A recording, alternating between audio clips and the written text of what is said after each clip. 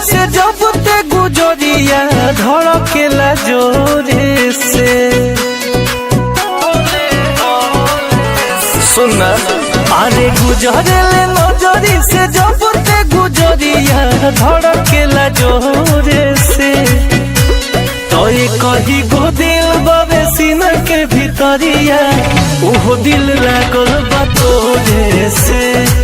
कही गो दिल बाबे सीना के भीतरिया उहो दिल लागल बा तोरे से।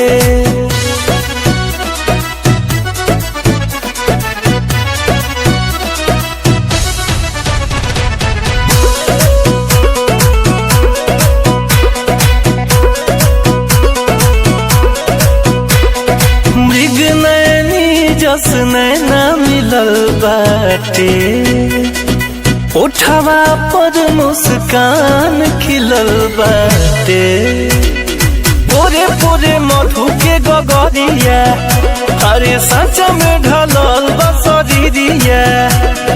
तोरे ही सपनवा में डूबल रहिले साझेले भोरे से।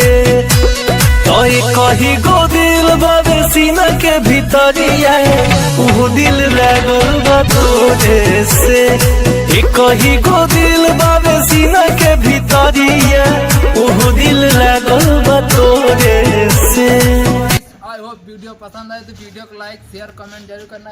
ऐसे रिलेटेड वीडियो बनाता रहता हूँ और मेरे चैनल पे नया तो चैनल को सब्सक्राइब नोटिफिकेशन कर ऐसे रिलेटेड वीडियो बनाता रहता हूँ।